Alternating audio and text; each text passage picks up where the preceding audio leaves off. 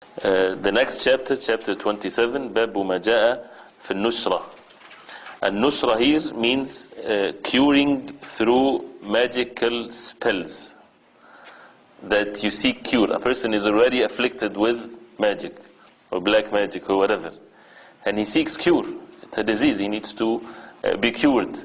So what do people do? The means that people should take to cure themselves from magical spells that happen unto them, it has to be permissible. What people do, some of them, they would go to a magician, right, to seek cure by a magician, that he would figure out where the spell is, right, where it's hidden at, so that it become untied and then they will be okay. Is this permissible or not? As we will see in the chapter, that this is not permissible, even if it would bring cure, because the mean has to be justified. How can it be justified when they go to a kafir, to a sorcerer that is using the jinn, that is forbidden?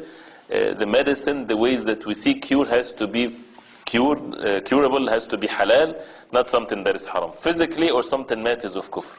Same thing if a person is sick and they tell him that you have to drink wine, for example, to get you stone in your kidney, whatever these things that they say, it is not permissible. It's haram because Allah subhanahu wa ta'ala did not make in anything that is haram for us a cure for us. Even if it cures some, it is not a cure for us. That means there is means of halal that is cure for us.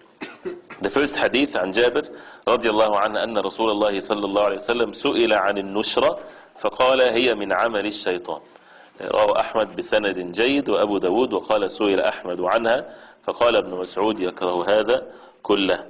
That he mentioned here the hadith of the Prophet صلى الله عليه وسلم narrated by Jabir, that he was asked about an-nushra.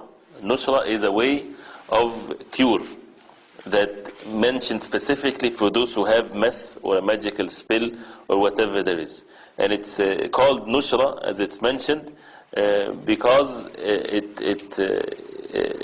spreads out what have been condensed in his mind of false diseases and things of that nature, that his mind or his heart or whatever there is concealed. So as a result of that, when it's spread out, that means it becomes clear to him again.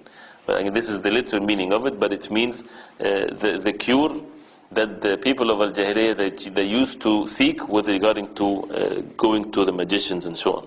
The Prophet ﷺ, he said that it's from amal al-shaytan, it's from the deeds and the actions of the shaitan. So it shows clearly that it's not permissible. It is not permissible whatsoever for a person to seek cure from sorcery and magic by going to the magicians and the sorcerers to deal sihr, to oppose the sihr. Right? You have sihr, you have magic. It is not permissible to do another magic to cure this magic. This is not permissible. And it also how the people should ask in matters of that they need in matters of deen. They ask the Prophet ﷺ and the inheritors of the Prophet ﷺ, the people should ask. And then he says that in Al-Bukhari عن قتادة يقول قلت لابن المسيب, reported that one asked before that Imam Abu Dawud reported that when asked by Imam Ahmad ibn Hanbal about this, he said Ibn Mas'ud disliked all of this, meaning that it's not just dislike, it's something that is not permissible. Al-Bukhari reports from Qatada rahimahullah, he said, I said to Ibn al-Musayyib, a man is under a magical spell or is under or is unable to cohabitate with his wife. رجل به طب أو يؤخذ عن امرأته. Should we treat him by a nushra or apply some other means to cure the spell or the sorcery? This is a fact that can happen to a person. A person is affected by a magical spell, he is not able to cohabit with his wife, right, as a result of the act of sorcery. So he asked Sa'id ibn al-Musayyib, and he is one of the great of the tabi'een, one of the people of knowledge. So he replied, it is alright because they intend restoration or mending. That which benefits is not forbidden. Right? So this is what he said. Imam Al-Hasan Al-Basri is of the view that only a sorcerer, magician can break the spell of another sorcerer.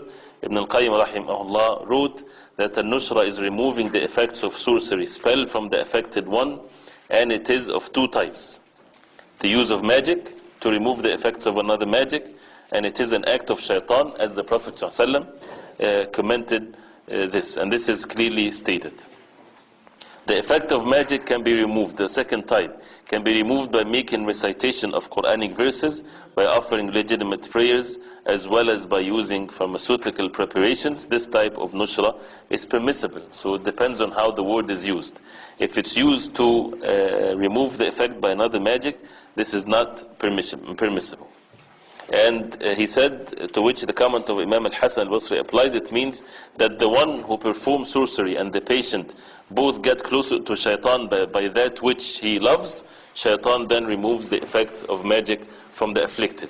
So that means it happens, yes. If they go to the magician might be able to remove the effect of the magic spell or so, right? But still this is not something that is permissible, although it has a clear cure.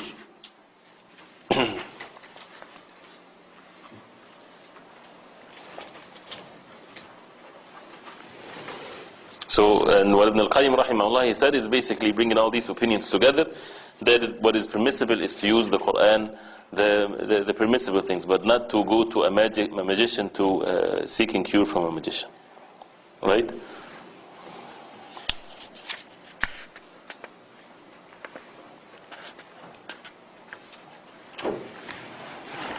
So again, what Sa'id al-Musayyib, he said, he did not mean that it's permissible to go to a magician to cure one's spell or so. He did not mean that. He meant the things that are permissible, that would cure the person. Definitely it's something that is permissible, right? So they did not approve of it. They made it not permissible, as the Prophet ﷺ said. So clear this chapter. So it's not permissible to cure oneself with magic by going to magicians.